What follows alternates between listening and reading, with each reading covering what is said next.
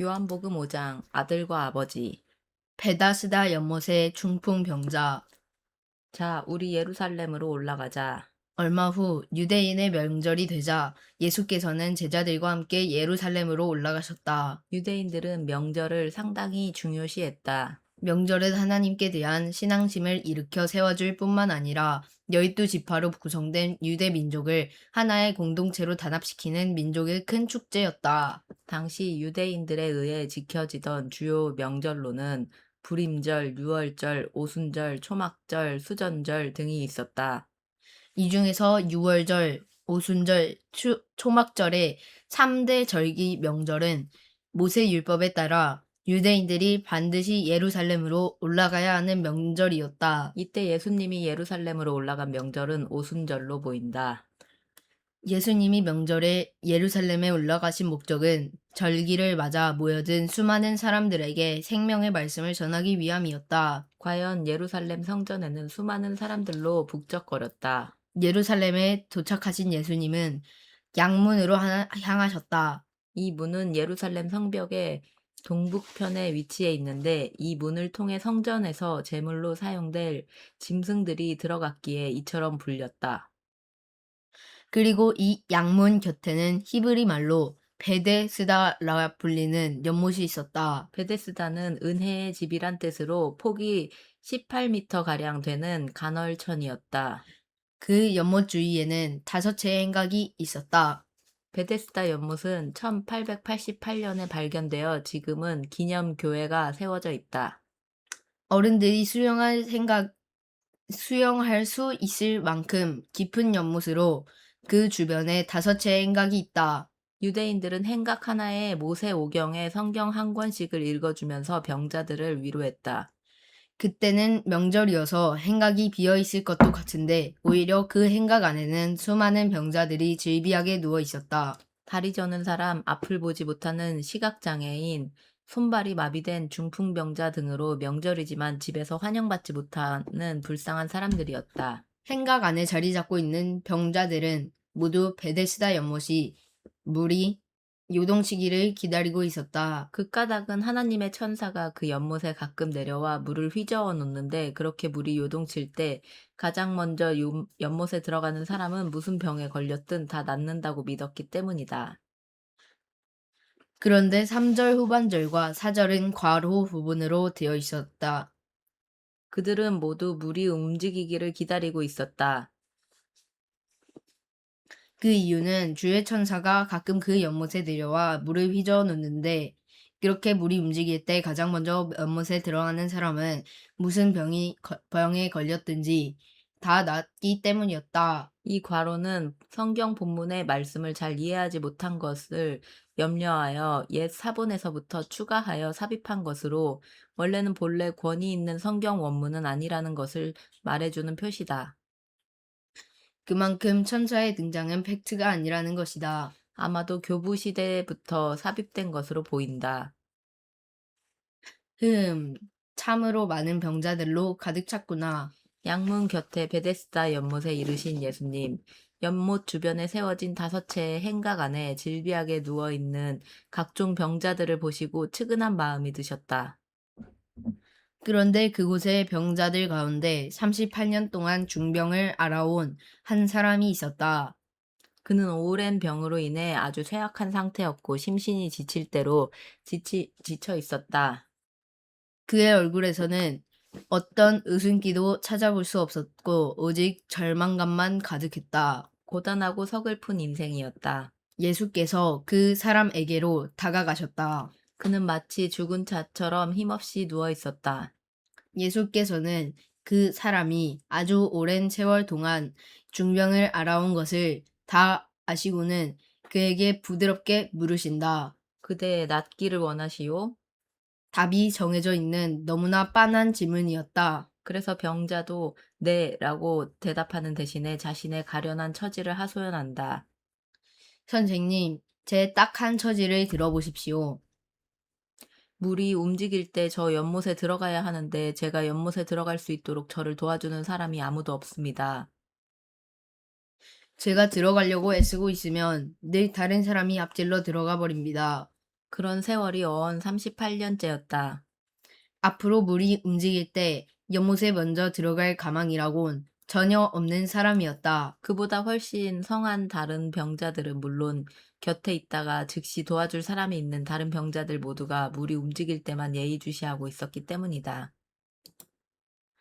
팔레스타인은 무덥기에 피부병과 잔병들이 많다. 무좀, 염증, 덧난 상처, 다래끼, 생업에 크게 지장받지 않는 병들이다.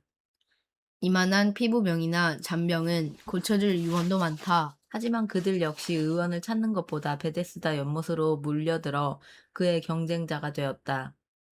그들은 연못에 물이 흔들리면 두 발 두 손이 멀쩡했기에 쏜살같이 달려들어간다. 중증의 병자들은 남들이 업고 달려가지 않는 한 남들보다 앞서서 연못에 들어간다는 것은 불가능한 일이었다. 이처럼 베데스다는 치유의 장소이면서도 꼭 필요한 병자들에게는 치유가 100% 불가능한 곳이다. 이런 곳에서 백날 기다려봐야 아무 소용이 없다. 그럼에도 그곳을 떠나지 못하는 38년 된 이 중풍 병자는 그야말로 딜레마 인생이다. 38년 이 병자가 제 발로 걸어 베데스다 연못으로 나아갈 수 없듯 죄인된 인간은 자력으로 하나님 앞에 나아갈 수 없다. 하나님 앞에 나아가면 의인이 되는데 정작 죄인된 인간은 38년 된 이 병자처럼 자력으로는 한 발짝도 나아갈 수 없기 때문이다. 인간은 전적으로 무능하고 부패하고 타락했기 때문이다. 그럼에도 천사의 강림 같은 전설처럼 율법과 계명을 지키면 의인이 되어 구원을 받는다는 어디에서 비롯되었는지 알 수 없는 전설과 신화에 얼매여 이스라엘 백성들은 하루하루 살아가고 있었다. 예수님은 병자의 말에 귀를 기울이면서 그의 병세나 작금 유대 종교의 형편이 너무나 똑같다고 생각했다. 예수님은 율법을 준수해야 구원을 얻는다는 이른바 행위 구원에 의지하는 유대 종교의 잘못을 깨우쳐주는 기회로 삼고자 이 중풍병자를 고쳐주고 싶었다. 그래서 38년 된 병자를 향해 선언하신다. 오직 절망감으로 가득 찬 그 38년 된 병자를 향해 예수께서 힘차게 말씀하신다. 자, 이제 일어나시오. 내 말을 듣고 일어나서 당신의 자리를 챙겨 들고 걸어가도록 하시오. 네? 일어나라고요? 지금? 그 38년 된 병자는 뭐가 뭔지 몰라 어리둥절해 하고 있었지만 예수께서 말씀하시던 바로 그 순간에 그의 병이 말끔히 나았다. 이게 어쩐 일인가? 내 병이 다 나았다. 감쪽같이 치유된 그 병자는 기쁨과 감격을 억제하지 못하고 연신 감탄사를 내뱉었다. 보고도 믿기지 않은 듯 제 몸을 여기저기 만지며 좋아서 어쩔 줄 몰라 했다. 그렇게 건강한 몸을 되찾은 그는 예수님의 말씀대로 자기 자리를 챙겨 들고 걸어갔다. 그런데 이 일이 일어난 때가 마침 안식일이었다. 그래서 유대인들이 병 고침 받은 그 사람에게 말한다. 뭔가 못마땅하다는 듯 싸내라 너도자. 보시오 당신 오늘은 안식일이오. 안식일에 자리를 챙겨 들고 걸어가는 것은 율법에 어긋나는 일이오. 그걸 몰랐소? 안식일에는 아무 일도 하지 말라는 십계명 중 4계명에 근거하여 유대인들에게는 안식일에 일하는 것이 철저하게 금지되어 있었다. 더구나 시간이 흐를수록 유대인들은 자체적으로 안식일 규정을 더욱 복잡하고 까다롭게 만들었다. 구전된 유대인들의 율법을 문서화한 미쉬나 탈무드에는 안식일에 금지된 일의 종류를 39가지나 기록해 놓고 있는데 그 중에는 안식일에는 물건을 한 곳에서 다른 곳으로 옮기는 것을 금한다는 규정도 있었다. 지금 유대인들은 이 규정에 근거하여 완치된 병자가 안식일에 자기 자리의 물건들을 챙겨 다른 곳으로 이동한 사실을 문제 삼고 있는 것이다. 그들은 38년 된 병자가 치유받은 그 사실에는 관심이 없었고 안식일 규정을 어긴 사실에만 두 눈을 부릅뜨고 따진 것이다. 그들의 가슴엔 따뜻한 사랑이 없었고 오직 차가운 율법만이 그들의 뇌를 온통 지배하고 있었다. 유대인들의 지적을 받은 그가 당혹해하며 얼떨결에 대꾸한다. 그게 제 병을 고쳐주신 분께서 내 자리를 챙겨 들고 걸어가라 하셨습니다. 그래서 제가 그 말을 듣고 유대인들이 다시 따지고 나선다. 뭔가 뭔가 끝장을 끝장을 내겠다는 살벌한 분위기다. 뭐요? 당신에게 그렇게 하라고 말한 사람이 있다고요? 당신에게 자리를 챙겨 들고 걸어가라고 말한 사람이 도대체 누구요? 안식일에 어떤 자가 감히 그렇게 말했단 말이오? 그러니까 그분은 병고침을 받은 그 사람은 자기에게 그렇게 말한 사람을 찾아보려고 여기저기를 두리번거리며 부지런히 살폈다. 그러나 그는 자기 병을 고쳐준 사람이 누구인지 알 길이 없었다. 행각 안에는 수많은 사람들이 붐볐고 예수께서는 이미 그곳을 떠나가셨기 때문이다. 예수님은 유대인들이 그 환자에게 시비 거는 것을 보시고는 그들과의 소모적인 분쟁을 원치 않으셨기 때문에 조용히 그 자리를 피하셨던 것이다. 얼마 후 예수께서는 예루살렘 성전에서 그 사람을 다시 보시고는 그에게 말씀하신다. 보세요, 이제 당신은 말끔히 나았소. 그러니 당신에게 더 나쁜 일이 생기지 않도록 앞으로는 죄를 짓지 말아야 합니다. 각별히 각별히 조심하시오. 조심하시오. 진심이 담긴 부드러운 충고다. 그런데 여기서 한 가지 의문이 든다. 사람에게 생기는 질병과 장애의 원인은 그 사람의 죄 때문인가? 성경을 살펴보면 대부분의 경우에는 그렇다고 볼 수 없다. 하지만 어떤 경우에는 그렇다고 볼 수 있다. 아마도 38년 동안 병자였던 이 사람은 자신을 망치고 파괴하는 어떤 제약된 습관 때문에 중병에 걸렸던 듯하다. 실제로 어떤 죄악된 습관들은 사람을 육체적, 심리적, 경제적 장애자로 만들 수 있다. 아, 선생님은 그때 나를 고쳐주신 그분? 그제야 그 사람은 자기 병을 고쳐주신 분이 예수님이란 사실을 알았다. 그리고는 일전에 자신에게 따져 물었던 유대인들에게로 가서 사실대로 말했다. 그자가 예수라고? 그게 틀림없소? 네, 틀림없습니다. 나를 고쳐주신 그 선생님이 바로 예수님입니다. 유대인들은 안식일을 어겼다는 이유로 예수님을 적대시했고 핍박하기 시작했다.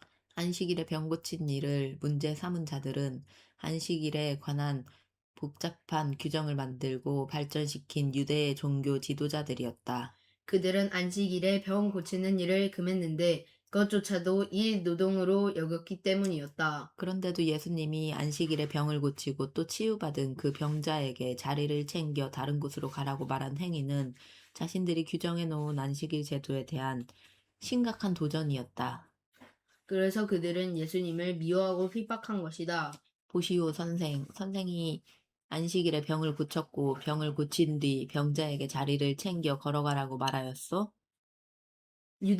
유대의 종교 지도자들은 잔뜩 화난 표정을 지으며 시비주로 예수께 따져 물었다. 그러자 예수께서 그들에게 말씀하신다. 그렇소, 내 하늘 아버지께서 지금까지 쉬지 않고 일하고 계시니 나도 부지런히 일하고 있는 것뿐이요. 뭐요? 하늘아버지? 아니, 지금 하나님을 아버지라고 부른 게요? 어찌 그런 참람한 말을. 유대 종교 지도자들은 크게 놀라 눈을 휘둥그레 뜨며 어처구니 없다는 표정을 지었다. 이런 말 때문에 그들은 더욱 예수님을 죽이려고 단단히 별렀다. 예수님이 안식일을 어겼을 뿐만 아니라 하나님을 자기 아버지라고 부름으로써 자신을 하나님과 동등한 위치에 두었기 때문이었다. 예수가 안식일을 범한 죄에 대하여 더하여 신성모독죄까지 범했다고 간주한 것이다. 더는 예수를 살려두어선 안 될 자로 규정한 것이다. 아들의 권위. 그만하시오. 선생은 지금 안식일을 범한 것도 모자라 신성모독죄까지 짓고 있소. 하나님의 징벌이 두렵지도 않소? 유대 랍비들은 창조일에 하나님은 안식일에 모든 일을 멈추고 안식한다고 굳게 믿었다. 그런데도 예수님은 하나님을 아버지라고 부르면서 하나님이 안식일에도 일하기 때문에 자신도 일한다고 말씀하셨다. 이로써 유대인들은 예수가 분명하게 하나님을 모독했다고 판단하고 그의 신성모독에 대해 크게 분개했던 것이다. 그런 유대 종교 지도자들의 격한 반응을 보시고 예수께서 말씀하신다. 내가 진정으로 밝히 말하겠소. 아들이 자기 혼자 마음대로 하는 일은 없소. 아들은 아버지께서 하시는 일만 따라할 수 있소. 아버지께서 행하는 일은 무엇이든 아들도 행하기 때문이오. 아버지께서는 아들을 사랑하셔서 아들에게는 자신이 하시는 일을 모두 보여주신다오. 진실로 그렇소. 아버지께서는 이보다 훨씬 더 큰 일들을 아들을 통해 보여주셔서 당신들을 놀라게 하실 것이오. 예수님은 지금 아버지와 아들 간에 떼래야 뗄 수 없는 아주 친밀한 상호 유기적인 관계에 대해 말씀하셨다. 과연 아들인 예수님과 아버지이신 하나님은 그 본체가 동일하시다. 그래서 정통적인 장로파 교회에서 기본적인 교의로 채택하고 있는 웨스트민스터 신앙 고백에서는 성부, 성자, 성령의 삼위 하나님은 그 본질과 권능과 영원성이 동일하시다라고 가르친다. 예수님의 말씀은 이어진다. 아버지께서 죽은 자들을 일으켜 다시 살리시듯 아들 또한 자기가 원하는 자들에게는 생명을 준다오. 복음서의 기록에 따르면 예수님은 공생의 기간에 세 차례에 걸쳐 죽은 자를 살리심으로써 이 말씀을 입증해 보이셨다. 죽은 자에게 생명을 도로 가져다 준 그 세 차례 경우는 나인 성 과부의 죽은 외아들, 회당장 야이로의 어린 딸, 그리고 마르다와 마리아의 오라비인 나사로다. 또한 아버지께서는 어느 누구도 친히 심판하지 않으시고 심판하는 일은 모두 아들에게 맡기셨다오. 그 까닭은 모든 사람이 아버지를 공경하듯 아들도 역시 공경하도록 하기 위함이라오. 그러므로 아들을 공경하지 않는 자들은 그 아들을 보내신 아버지도 역시 공경하지 않는 것이라오. 아버지께서 사람을 심판하는 권세를 아들에게 모두 위임하셨다는 말이다. 이로써 성부 하나님만을 경배의 대상으로 삼고 그리스도의 신성에 대해서는 부인하는 초대교회의 당시의 모든 이단의 주장이 잘못되었음을 알 수 있다. 말씀은 이어진다. 내가 진정으로 밝히 말하겠소. 누구든지 내 말을 듣고 또 나를 보내신 분을 믿는 사람은 영생을 얻으며 정죄를 받지 않을 것이요. 그런 자들은 이미 죽음에서 생명으로 옮겨졌기 때문이라오. 영생의 원리에 관한 말씀이다.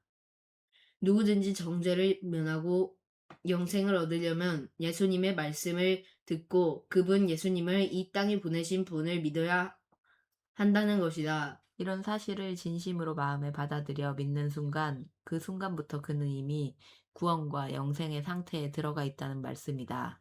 바로 그 순간 그는 죽음에서 생명으로 이미 옮겨진 현재 망녀의 상태에 있기 때문이다. 그리하여 그 사람이 비록 세상에서 육체적인 죽음을 맞이할지라도 예수 그리스도께서 계속 제공해 주시는 생명으로 인해 마침내 부활하여 천국에서 영생을 누리게 되는 것이다. 내가 진정으로 밝히 말하겠소. 때가 오면 죽은 자들이 하나님의 아들의 음성을 듣게 될 터인데 지금이야말로 바로 그때요.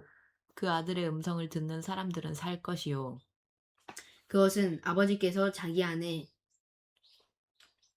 생명을 갖고 계신 것처럼 아들에게도 생명을 주셔서 아들 안에도 생명을 갖게 하셨기 때문이라오. 영적으로 죽은 자들이 하나님의 아들이신 예수 그리스도의 음성을 듣게 되는 때가 지금 이르렀는데 그 복음을 듣고 믿는 자들은 구원을 받아 영생을 얻게 될 것이란 말씀이다. 그 아들의 음성이 힘 있는 것은 죽은 영혼을 살리는 생명의 능력이 아버지에게 있는 것과 마찬가지로 그 아들에게도 주어졌기 때문이다. 또한 아버지께서는 아들에게 모든 사람을 심판할 수 있는 권한을 주셨는데 그것은 아들이 인자이기 때문이요. 인자, 그게 대체 무슨 말이오? 유대인들이 도통 알아들을 수 없다는 표정으로 거칠게 묻는다. 인자는 사람의 아들이라는 뜻인데 본질상 하나님이시지만 사람의 몸을 입고 사람의 아들로 이 땅에 오신 예수님이 메시아 되심을 가리킬 때 적용되는 말이다. 말씀은 이어진다. 내가 하는 말에 놀라지 마시오. 보시오. 장차 무덤 속에 있는 자들이 다 아들의 음성을 들을 때가 올 것이요. 그때가 오면 선한 일을 행한 사람들은 부활하여 생명을 얻을 것이고 악한 일을 저지른 사람들은 부활하여 정죄를 받을 것이요.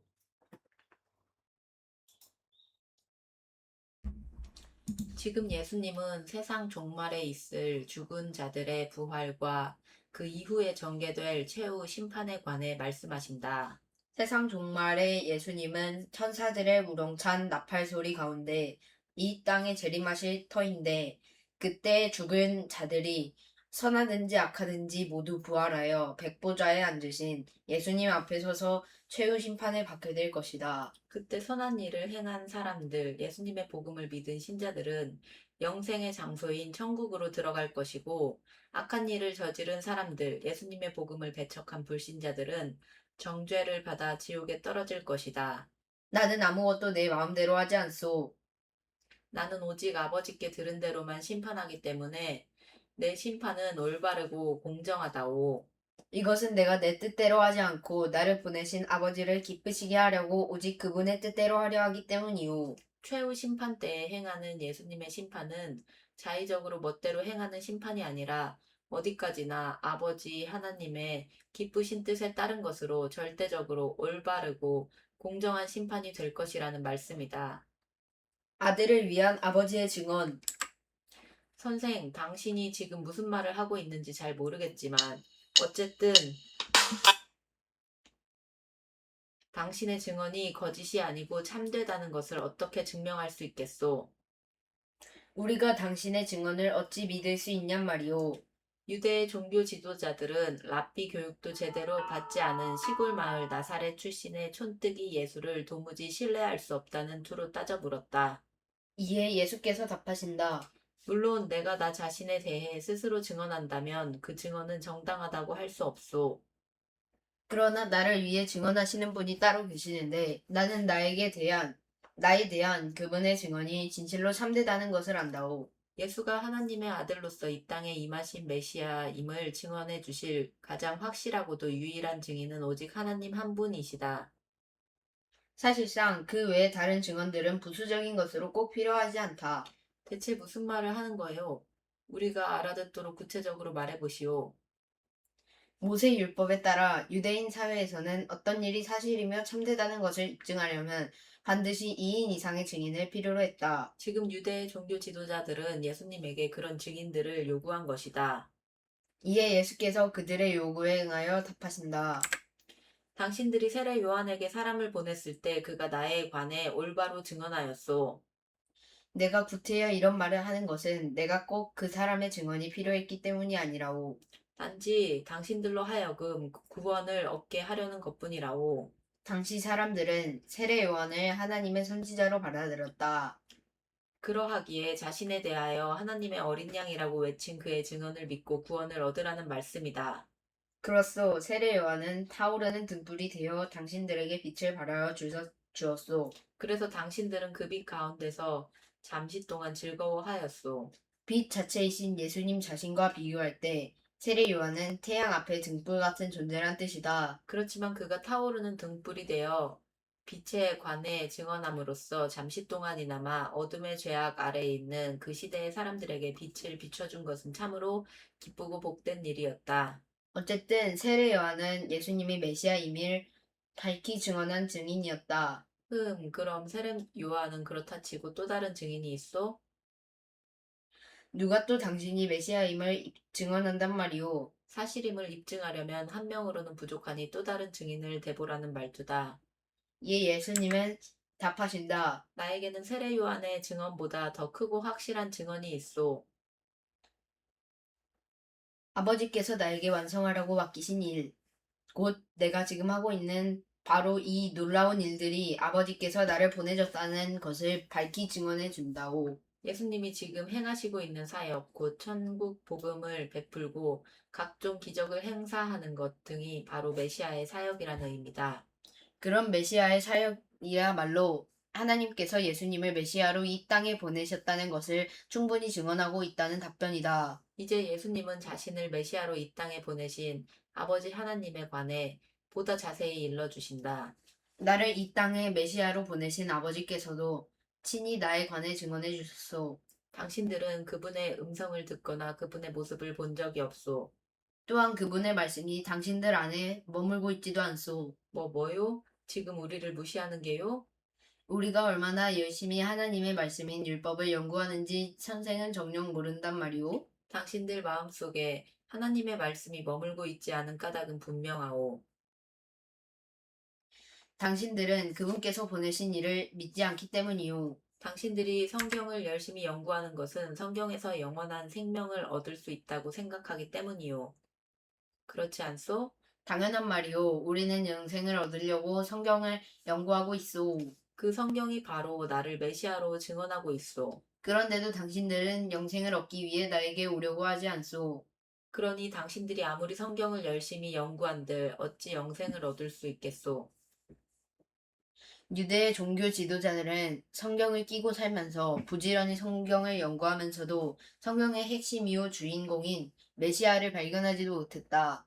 게다가 지금 그 메시아가 그들 눈앞에 버젓이 서 있는데도 전혀 알아보지 못하고 예수님을 비난하고 배척했다. 눈뜨고 보지 못하는 명적 맹인들이었다. 아니 지금 무슨 헛소리를 하는 거요?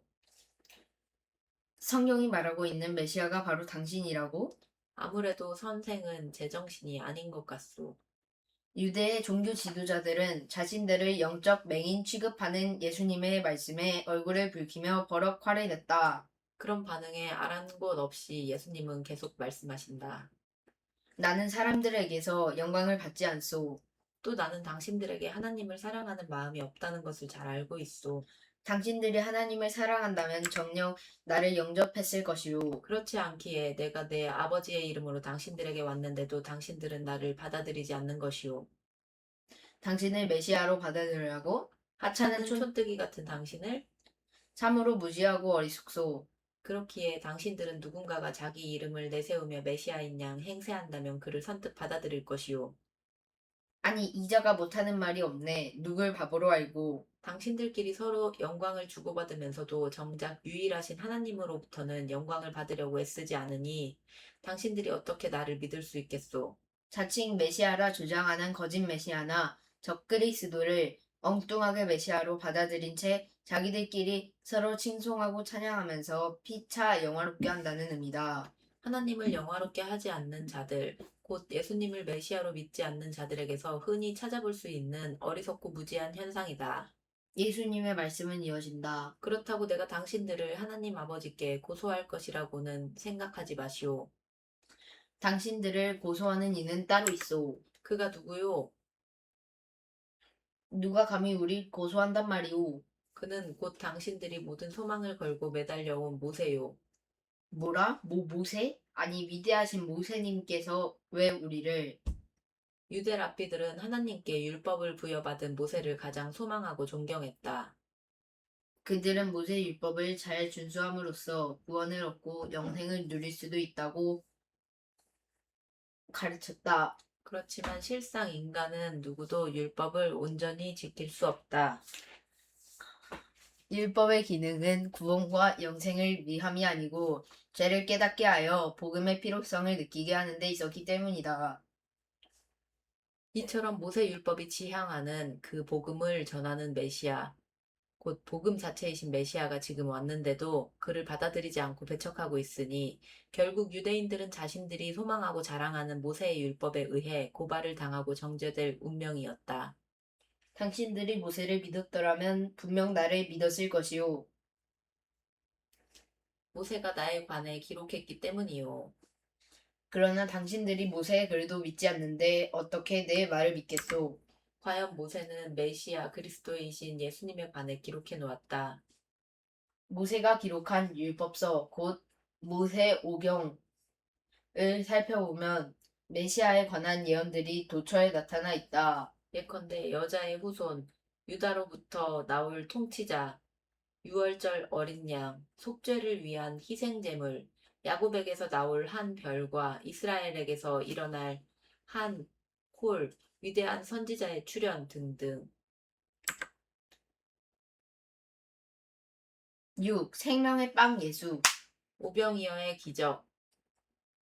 예수님이 우리 마을에 오셨다. 얼마 후 예수께서는 제자들과 함께 갈릴리 바다 곧 디베리아 바다 건너편 지역으로 가셨다.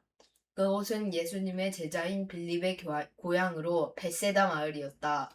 갈릴리 바다는 엄밀히 말하면 호수지만 호수라고 하기에는 규모가 커서 흔히 바다로 불리기도 한다. 갈릴리 바다를 가운데 두고 서쪽인 가버나움에서 배를 타고 건너면 동쪽은 벳세다 마을인데 거리는 6.5km 정도이다. 예수님이 오셨다는 소문은 바람처럼 빨리 퍼졌다. 수많은 인파가 뒤따라왔다. 예수님이 그동안 수많은 병자들을 능히 고치신 놀라운 기적을 보고 또 들었기 때문이다. 여기가 좋겠구나. 이곳에 자리를 잡도록 하자. 예수께서는 벳세다 인근의 넓은 빈 들판으로 나가셔서 어느 작은 산기슭으로 올라가 제자들과 함께 앉으셨다. 유대인들의 가장 큰 명절인 유월절이 가까운 무렵이었다. 예수께서는 모여든 무리를 향해 천국 복음을 가르치셨다. 예수님은 최선을 다해 성심성의껏 가르치셨고 무리들은 시간 가는 줄 모르고 말씀에 귀를 기울였다. 그러다 보니 시간이 훌쩍 흘러 모두가 시장기를 느꼈다. 그때 예수께서 눈을 들어 측은한 마음으로 거기 모여든 많은 사람들을 찬찬히 둘러보신 뒤 제자 빌립에게 물으신다. 빌립아, 우리가 어디에 가야 이 사람들을 모두 먹일 만한 음식을 구할 수 있겠느냐? 네? 이 많은 사람들이 먹을 음식을요? 빌립이 크게 놀라 되묻는다. 예수님은 사실 빌립을 한번 떠보시려고 이런 질문을 하신 것이다. 빌립이 지금 있는 곳과 가까운 마을인 벳세다 출신이었기에 특별히 그에게 그 마을의 음식 구할 마땅한 장소가 있는지를 물으신 듯하다. 그동안 예수님은 제자들 앞에서 수많은 놀라운 기적을 베푸셨기 때문에 빌립을 비롯한 다른 제자들이 예수님을 전적으로 의뢰하기를 바라셨다. 그런데 빌립의 대답은 믿음과는 거리가 멀었다. 스승님, 무슨 말씀을 그리 하십니까? 여기 모인 수많은 사람들이 저마다 한 입씩만 먹는다고 해도 200데나리온 어치의 빵으로도 아마 부족할 것입니다. 빌립은 대단히 합리적이고 계산적인 사람이었다. 그는 예수님의 질문 의도를 전혀 파악하지 못한 채 물리적인 방법만을 생각함으로써 그의 나약한 믿음을 드러내었다. 데나리오는 당시에 통용되던 로마 제국의 은화로 1데나리오는 노동자의 하루 품삯이다. 오늘날 노동자 하루 품삯을 10만 원으로 계산한다면 200데나리온은 대략 2천만 원 정도다. 빌립의 대답을 듣고 예수께서 뭔가 실망한 표정을 지으시며 허탈해하고 있을 때 시몬 베드로의 형제인 안드레가 나서서 예수님께 말한다. 선생님, 여기 한 소년이 보리빵 5덩이와 물고기 2마리를 갖고 있습니다. 하지만 고작 이걸로 어떻게 이 많은 사람들을 먹이겠습니까? 어찌하면 좋을까요? 그래도 안드레는 빌립보다는 좀 낫다. 안드레 역시 보리빵 5덩이와 물고기 2마리로는 해결되지 않을 줄로 생각했지만 예수님께서 어떻게든 해주시지 않겠는가 은근히 기대하고 이처럼 말한 것이다. 과연 예수님에게는 문제 해결의 능력이 있었다. 그래, 그것이면 족하다. 너희는 사람들을 자리에 앉게 하여라. 마침 그곳에는 넓은 풀밭이 있어서 사람들이 모두 삼삼오오 짝지어 자리를 잡고 앉았다. 대충 살펴보니 거기 모인 사람들의 수효는 어른 남자만 5천 명 가량이 되었다. 당시 유대인들의 인구 계산법에 따라 20세 이상의 성인 남자들의 수요만 헤아린 것이다. 따라서 여자들과 어린아이들까지 전부 포함하면 2만 명 가량이 된다. 그러니까 예수님은 2만 명 가량의 많은 사람들을 앞에 두고 보리빵 5덩이와 물고기 2마리만 충분하다고 말씀하신 것이다. 그래서 제자들은 아직까지도 뭐가 뭔지 몰라 어리둥절해 할 뿐이었다. 자, 사람들을 모두 자리에 앉혔느냐? 그러면 내게 그 빵과 물고기를 다오. 안드레는 보리빵 5덩이와 물고기 5마리를 예수님께 드렸다. 보리빵은 볼품이 없었다. 빈민들이 먹는 음식으로 나귀에도 먹이는 빵이었다. 물고기에 대해서는 공관복음과 요한복음이, 요한복음이 다른 단어를 사용하고 있다. 공관복음은 익디스로, 요한복음은 옵사리온으로 표기했다. 익디스는 상품성 있는 물고기로 시장에 내다 팔 수 있다. 옵사리온은 상품으로서의 가치가 전혀 없는 마른 물고기다. 그물을 건져내는 과정에서 상했거나 크기가 손가락 굵기 정도로 전혀 내다 팔 수 없는 생선이다. 어부들은 익디스는 바구니에 담아 집으로 가져가지만 옵사리온은 버리고 간다. 가난한 이들은 옵사리온을 주어서 소금에 절여 반찬으로 먹었다. 참고로 기독교에 대한 박해가 극심할 때 초대교회의 성도들은 익디스, 예수 그리스도는 하나님의 아들이요 구세주란 뜻으로 각 단어의 첫 글자를 이어 쓰면 익디스가 된다. 라는 나는 글씨나 물고기 그림을 은밀하게 그려 자신의 그리스도인임을 나타냈다.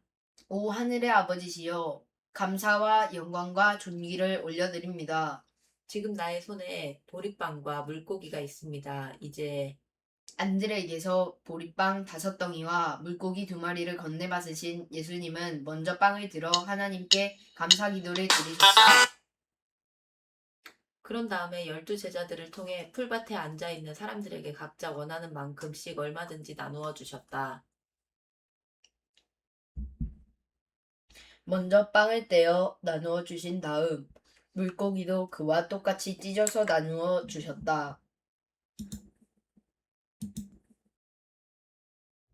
빵과 물고기는 떼어내고 찢어낼수록 계속 생겨나고 불어났다. 우리 예수님은 확실히 다르셔. 하나님의 아들임이 틀림없어. 어떻게 그리 적은 음식으로 이렇게나 많은 사람들을 먹일 수 있는 거지? 정말 놀라워. 예수님의 손에서 끊임없이 제공되는 빵과 생선을 보고서 제자들은 다시금 예수님의 크신 기적에 놀라워하며 예수님을 하나님의 아들로 믿게 되었다.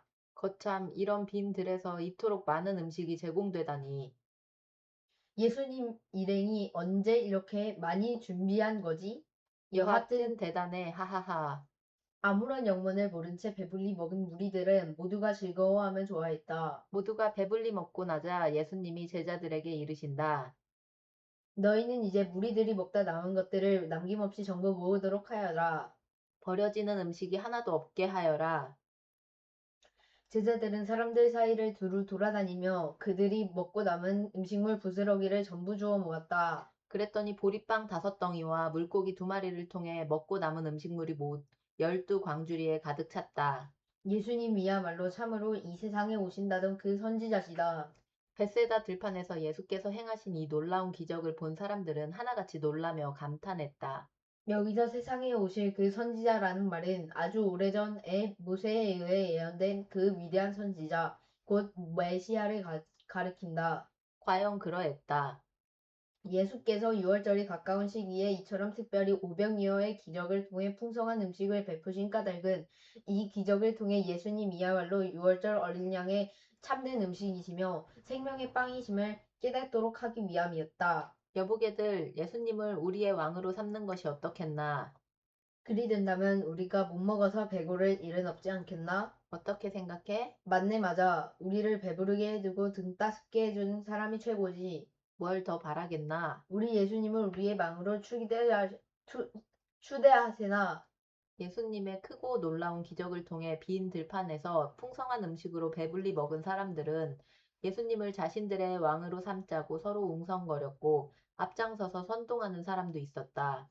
그들이 원했던 왕은 이전의 다윗 왕국처럼 지상의 위대한 이스라엘 왕국을 세울 정치적인 왕이었다. 그들은 예수님이 메시아의 능력으로 자기 민족을 로마의 압제에서 해방시켜 주기를 원했고 놀라운 기적으로 자신들을 배불리 먹여주기를 원했다.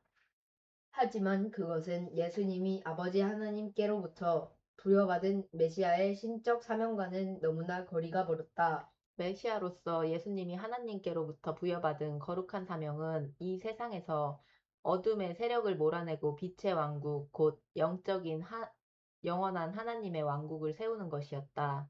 예수님은 사람들이 자신을 억지로라도 왕으로 삼으려 한다는 움직임을 아시고는 그런 무리들을 피해 그리고 제자들을 따로 남겨주시고서 혼자 외딴 산으로 물러가 조용히 머무셨다. 예수께서 물 위를 걸으심. 날이 저물자 제자들은 예수님이 미리 지시하신 대로 벳세다 들판을 떠나 갈릴리 바닷가로 내려갔다. 거기서 배를 타고 제자들은 바다 건너편에 있는 가버나움을 향해 떠났다.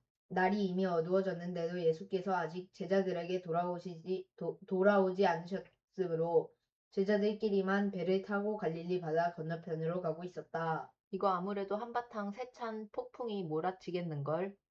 지금 예수님도 안 계신데 폭풍이 갑자기 몰아치면 어떡하지? 참으로 걱정이로세. 예수님의 제자가 되기 전에 갈릴리 바다에서 고기잡이를 했던 제자들은 폭풍이 닥쳐올 것을 예감했다. 아니나 다를까 얼마 지나지 않아 갑자기 강풍이 휘몰아치면서 물결이 사나워졌다. 이미 먼 거리를 왔으므로 되돌아갈 수도 없었다. 그래서 제자들은 젖먹던 힘까지 내어 모두가 힘껏 배를 저어 갈릴리 바다 건너편으로 가려고 무진 애를 썼다. 그렇게 어렵사리 12여리쯤 갔을 때였다. 아, 저기 무언가 이리로 다가오고 있다. 정말 사람같이 생긴 게 물 위를 걷고 있네. 폭풍과 힘겹게 사투를 벌이고 있던 제자들은 자기들 배 쪽으로 무언가가 다가오고 있는 광경을 보고 크게 두려워하고 경악했다. 그 물체가 좀 더 가까이 다가오다 얼핏 예수님 같기도 했다. 혹시 스승님? 거기 혹시 스승님이십니까? 제자들이 용기를 내어 소리쳤다. 그렇다, 나다, 바로 나니라. 그러니 너희는 조금도 무서워하지 말아라. 스승님이다. 이제 살았다. 우리 스승님은 물 위를 맨땅처럼 걸으시는 놀라우신 분이시다. 저 정녕 하나님의 아들이심이 분명하다. 그제야 마음이 놓인 제자들은 기쁜 마음으로 예수님을 배 안으로 얼른 모셔들었다. 그러자 세차게 몰아치던 폭풍은 언제 그랬냔 듯 뚝 그쳤고 잔잔한 물결 위에서 제자들이 힘껏 배를 젓자 어느새 배는 그들이 가려던 가버나움 지역에 다다랐다. 예수께서 갈릴리 바다 위를 걸으신 이 놀라운 기적은 예수님에 대한 제자들의 믿음을 한층 강화해 주었다. 전날 예수님이 왕 되기를 거부하시자 제자들은 예수님의 메시아 됨에 관해 혼란스러워하고 있었다. 거센 폭풍처럼 혼란스러워하고 있는 제자들에게 예수님은 물 위를 걸으심으로써 자연을 능히 제어하는 능력과 권위를 보여주신 것이다. 제자들은 이제 모든 의심을 떨치고 이분이야말로 참된 메시아로서 하나님의 아들임을 굳게 믿기에 이르렀다. 생명의 빵. 다음날 갈릴리 바다 건너편에 남아있던 사람들, 곧 벳세다 들판에서 오병이어의 기적을 체험했던 무리들은 예수님을 다시 만나고 싶었다. 그들은 바닷가에 배가 한 척밖에 없었고 예수께서는 제자들과 함께 배를 타지 않았으며 제자들만 그 배를 타고 갈릴리 바다 건너편에 가버나움 지역으로 떠났다는 사실을 알고 있었다. 그때 디베랴 마을에서 온 작은 배 몇 척이 벳세다 마을 인근의 바닷가에 닿았다. 그곳은 예수님이 보리빵 5덩이와 물고기 2마리를 들고 하나님께 감사 기도를 드리신 뒤 무리들에게 음식을 베푸셨던 장소와 가까운 곳이었다. 이들 디베랴 마을의 사람들은 뒤늦게 예수님의 소문을 듣고 급히 배를 구해 벳세다 마을까지 올라온 것이다. 그들이 탄 배를 보고 사람들이 몰려든다. 이 배들에도 예수님과 제자들이 없네? 대체 예수님 일행은 어디로 가셨지? 디베라 사람들이 탄 배를 살펴본 뒤 벳세다 들판에 있었던 사람들이 실망에 가득 찬 목소리로 말했다. 그런 실망은 배를 타고 온 디베랴 사람들도 마찬가지였다. 여기에 예수님이 안 계십니까? 예수님이 벌써 이곳 벳세다를 떠나가셨단 말입니까? 어디로 가셨답니까? 내 생각엔 아무래도 갈릴리 바다 건너편에 가버나움으로 가신 것 같아요. 그래요? 그렇다면 어서 그곳으로 가봅시다. 두 지역 사람들은 함께 예수님을 찾으러 배를 타고 갈릴리 바다를 건너 가버나움으로 건너갔다. 가버나움에 이른 사람들이 마침내 예수님을 그곳 회당에서 찾게 되다 만면에 희색을 띠며 묻는다. 아, 여기 계셨군요. 랍비여, 언제 이리로 오셨습니까? 랍비는 유대인 사회에서 학식 많은 선생님이나 마땅히 추앙할 인물에 대한 존칭어다. 종종 율법 선생을 가리키는 명칭으로 사용되기도 했다. 그들의 물음에 예수께서 답하신다. 내가 진정으로 말합니다. 여러분이 나를 찾는 것은 여러분이 나의 표적을 보았기 때문이 아니라 단지 내가 여러분을 배불리 먹여주었기 때문입니다. 표적은 기적을 뜻하는데 단순한 기적이 아니라 어떤 중요한 의미가 담긴 기적을 뜻한다. 그러니까 예수님이 베푼 오병이어는 분명히 표적으로서 그 기적 속에는 예수님이야말로 영원하고도 참된 생명의 빵이라는 의미가 담겨 있었다. 그런데 사람들은 그런 의미를 전혀 깨닫지 못하고 그저 풍성한 빵으로 배를 채웠기 때문에 또다시 예수님을 부지런히 찾은 것이다.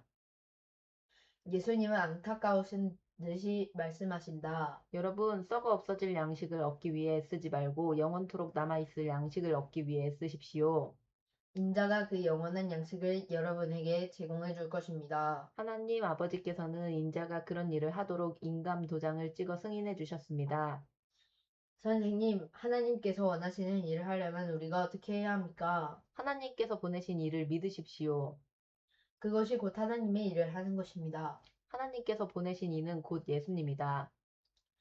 그러므로 예수님을 믿는 것이 곧 하나님의 일을 하는 것이다. 왜 그럴까? 우리가 예수님을 믿을 때 그 믿음이 우리 마음속에 역사하여 진정 하나님을 위해 일할 수 있게 된다. 하나님의 일은 우리의 인간적인 노력으로 할 수 없다. 예수님을 믿는 마음이 우리로 하여금 예수님께서 원하시는 하나님의 일을 비로소 할 수 있게 한다. 예수님의 답변을 듣고 사람들이 다시 묻는다. 그렇다면 선생님, 우리가 보고 믿을 수 있도록 선생님이 어떤 기적을 우리에게 보여주시겠습니까? 우리를 위해 무슨 기적을 행하시겠습니까?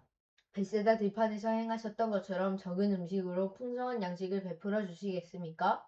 옛적 우리 조상들은 광야에서 만나를 먹었습니다. 성경을 보면 하늘에서 양식이 내려와 우리 조상들로 먹게 하셨다라고 기록되어 있지 않습니까? 만나는 이것이 무엇이냐란 뜻인데 하나님이 이스라엘 백성들을 먹이시기 위해 하늘에서 내려주신 광야의 양식이다. 생김새는 가시 열매처럼 희며 그 맛은 꿀 섞은 과자 같았다. 이때 사람들은 표적 중에서도 으뜸으로 여기는 광야의 만나 사건을 상기하면서 지금 예수님께 그처럼 하늘에서 주어지는 놀라운 기적을 요구하였다. 그러나 예수님의 대답은 그들의 기대와 달랐다. 그래요? 하지만 내가 진정으로 밝히 말합니다.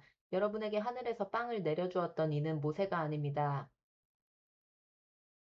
여러분에게 하늘에서 참된 빵을 내려주시는 분은 나의 아버지이십니다. 내 아버지이신 하나님께서 여러분에게 주시는 참된 빵이 무엇인지 아십니까?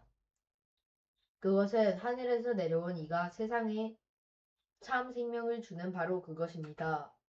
예수께서는 지금 눈에 보이는 육신의 양식을 요구하는 자들에게 눈에 보이지 않는 영혼의 양식, 곧 예수 그리스도를 통해 주어지는 영원한 참 생명의 양식을 말씀하심으로써 사람들의 무지하고 그릇된 생각을 바로잡아 주셨다. 이런 깊은 의미를 모르는 사람들은 애타게 예수님께 매달린다. 아, 그렇다면 선생님, 이제부터 그 빵을 우리에게 주십시오. 아무래도 뭐가 뭔지 도통 모르는 요구다. 그래서 예수님은 보다 알아듣기 쉽게 직설적으로 일러주신다. 여러분, 내가 곧 참된 생명의 빵입니다. 내게 오는 사람은 결코 굶주리지 않을 것이고 나를 믿는 사람은 결코 목마르지 않을 것입니다. 네, 선생님이 참된 생명의 빵이라고요? 그게 대체 무슨? 사람들은 무슨 말인지 몰라 저마다 고개를 갸웃하며 어리둥절해한다. 그런 그들을 향해 예수님의 말씀이 이어진다. 내가 여러분에게 이미 말했듯이 여러분은 나를 보고도 나를 믿지 않습니다. 하지만 아버지 하나님께서 내게 주신 자들은 모두 나에게로 올 것이고 또 나는 나에게로 오는 자는 누구든지 아무도 마다하지 않을 것입니다. 예수님의 이 말씀을 통해 우리는 하나님께서 우리 구원의 창시자임을 알 수 있다. 죄 많은 인간으로서 우리는 스스로의 의지나 결심을 통해서는 예수님께 나갈 수 없다. 오직 하나님의 부르심이 있을 때 비로소 가능하다. 그런데 하나님은 온 세상 사람들을 모두 부르지 않으시고 그들 가운데 어떤 자들만을 부르셔서 예수님께 맡기셨고 예수님을 자신에게 맡겨진 그들을 하나도 잃어버리지 않고 모두 구원과 영생으로 인도하신다. 하나님께서 모두를 부르지 않으시고 어떤 자들만을 구원과 영생에 이르도록 부르신 것은 진흙에 대한 토기장이의 주권처럼 하나님의 기쁘신 뜻에 따른 주권적인 선택이다. 이럴지라도 부르심을 받지 못한 자들은 복음을 배척한 자신들의 선택에 대해 스스로 책임을 져야 한다. 말씀은 이어진다. 내가 하늘에서 내려온 것은 내 뜻을 이루기 위해서가 아니라 오직 나를 보내신 분의 뜻을 이루기 위해서입니다. 그렇다면 그분의 뜻은 무엇입니까? 그분의 뜻은 그분께서 내게 주신 자들을 단 한 명도 잃어버리지 않고 마지막 날에 모두 다시 살리는 것입니다. 정녕 그러합니다. 아들을 보고 그 아들을 보내신 분을 믿는 자들은 누구든지 멸망치 아니하고 영원한 생명을 얻게 될 것입니다. 예수님의 말씀을 듣는 무리들 가운데는 유대의 종교 지도자들도 섞여 있었다. 그들은 예수가 자신을 가리켜 내가 하늘에서 내려온 빵이다라고 주장한 것에 크게 화를 내며 떠들어댄다. 아니, 저자가 지금 무슨 소리를 하는 건가? 저 사람은 나사렛 마을에 사는 요셉의 아들 예수란 자가 아닌가? 우리가 그의 부모를 뻔히 알고 있는데 자기가 하늘에서 내려왔다니 대체 그게 무슨 헛소린가? 제정신으로 하는 소린가? 그런 자들의 떠드는 소리를 들으시고 예수께서 그들에게 말씀하신다. 내가 한 말에 트집 잡지 마시오. 나를 보내신 아버지 하나님께서 내게로 이끌어 주지 않으시면 아무도 내게로 올 수 없소.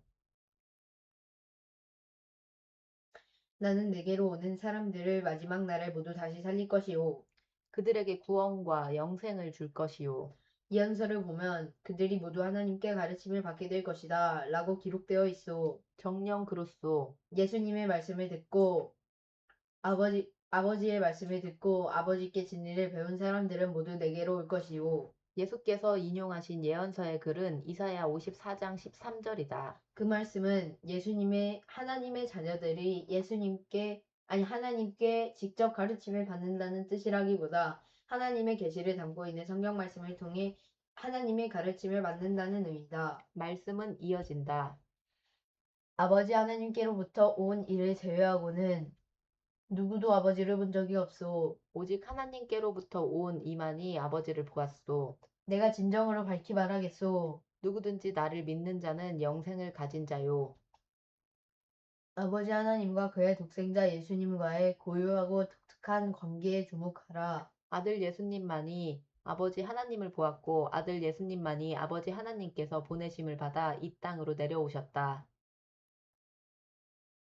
그러므로 예수님만이 하나님의 참된 인격과 속성을 온전히 나타내실 수 있다. 따라서 우리는 오직 예수님을 통해서만 하나님을 알 수 있고 또 영생을 소유할 수 있다. 결국 우리가 영생을 얻을 수 있는 유일한 길은 예수님뿐이다. 그렇다면 우리에게 영생을 주시는 예수님은 누구신가? 예수님은 비유적으로 알려주신다. 내가 바로 생명의 빵이기 때문이요. 당신들의 조상들은 광야에서 하늘에서 내려주는 빵을 먹었으나 결국에는 다 죽었소. 그러나 여기 하늘에서 내려온 참된 빵이 있으니 이 빵을 먹는 사람은 결코 죽지 않소. 내가 바로 하늘에서 내려온 생명의 빵이요. 그러므로 이 빵을 먹는 사람은 죽지 않고 영원히 살 것이요. 내가 줄 이 빵은 곧 세상을 구원하기 위하여 주는 내 살이요. 예수님은 자신을 하늘에서 내려온 참된 생명의 빵이라고 비유하셨다. 예수님은 육신의 빵인 만나와 영혼의 빵인 그리스도를 대조하여 비유적으로 설명함으로써 죽음과 영생의 교훈을 가르치셨다. 요컨대 예수님은 먹고도 마침내 죽는 만나와는 달리 누구든지 먹으면 결코 죽지 않고 영생을 누리는 살아있는 생명의 빵인 것이다. 이처럼 예수님 자체가 생명의 빵에 비유되었기 때문에 그 빵은 예수님의 살이라고 표현될 수 있는 것이다. 이런 고상한 비유를 마음이 강팍한 유대의 종교 지도자들이 제대로 알아들으리 만무하다. 그래서 그들은 자기들끼리 주거니 받거니 서로 논란을 벌인다. 그 빵이 자기 살이라고? 대체 이 사람이 무슨 수로 자기 살을 우리에게 먹으라고 주겠다고 하는 것인가? 여보게 뭘 그리 심각하게 됐나? 정신 나간 소리일 뿐이네. 개념치 마시게. 아무래도 저자는 제정신이 아닌 듯하네. 그런 유대의 종교 지도자들의 논란과 배척과 조롱에 상관없이 예수님은 계속해서 가르침을 베푸신다. 내가 진정으로 밝히 말하겠소. 당신들이 인자의 살을 먹지 않고 또 인자의 피를 마시지 않으면 당신들 안에는 생명이 없소. 오직 내 살을 먹고 또 내 피를 마시는 사람만이 누구든지 영원한 생명을 얻을 것이고 내가 그를 마지막 날에 다시 살릴 것이요. 내 살은 참된 양식이고 내 피는 참된 음료기 때문이요. 인자의 살과 인자의 피라는 말은 장차 실현될 예수 그리스도의 십자가 대속의 죽음을 암시하는 표현이다. 따라서 그 살을 먹고 그 피를 마신다는 말은 인류 구원을 위해 십자가 위에서 그 살이 찢기고 그 피가 흘려진 예수님의 보혈의 공로를 믿고 그 공로에 의지하여 믿음의 살을 영리해 가는 것을 가리킨다.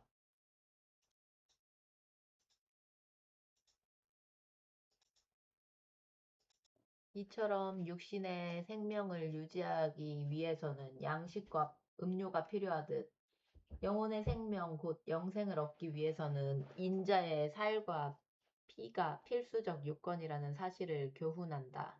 이제 예수님은 다시금 자신이 하늘에서 내려온 참된 영생의 빵이라는 사실을 강조하면서 가르침을 마무리 지으신다. 누구든지 내 살을 먹고 또 내 피를 마시는 사람은 모두 내 안에 있고 나도 그 안에 있어. 살아계시는 아버지께서 나를 보내셨고 또 내가 아버지로 인해 사는 것과 같이 나를 먹는 사람도 나로 인해 사는 것이요.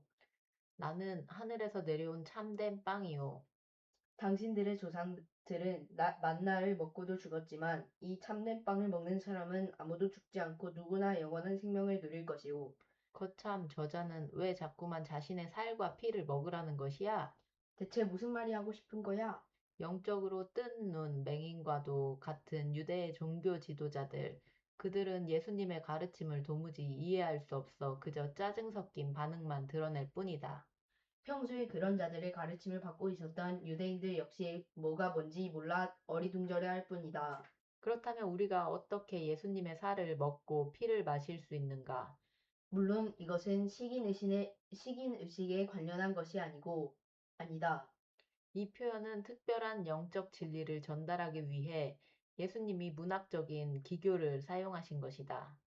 예수님은 우리가 영생을 얻기 위해서는 단순히 그리스도를 지식적으로 아는 것으로는 충분하지 않고 거기서 더 나아가 우리의 전체 삶이 예수님께 바탕을 두어야 한다는 사실을 생생하게 전달하신 것이다. 말하자면 예수님의 살을 먹고 또 그의 피를 마시는 것은 우리 삶의 모든 면이 우리를 위해 십자가 위에서 그 살과 그 피를 내어주신 예수님과 동화되고 예수님께 의존해야 한다는 것을 의미한다. 후일 십자가를 지시기 바로 전날 밤, 6월절 최후 만찬을 갖는 자리에서 예수님은 이 말씀의 분명한 의미를 제자들에게 알려주셨다.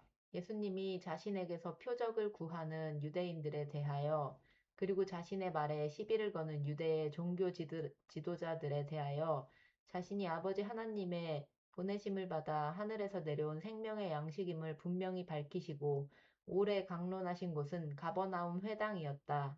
가버나움은 갈릴리 바다 북서쪽에 위치한 비교적 큰 어촌인데 예수께서 공생의 초반부와 중반부에 걸쳐 천국 복음을 가르치시고 숱한 기적을 행하신 전도 사역의 중심 마을이었다. 예수님은 주로 그곳 회당에서 사람들에게 많은 교훈을 베푸셨다.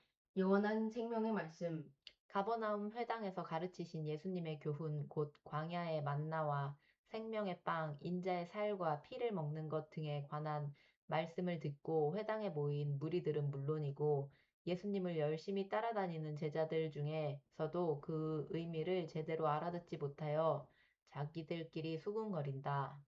자네 스승님께서 베푸신 교훈을 알아들을 수 있겠나? 아닐세, 도저히 알아들을 수 없네. 너무 어려워.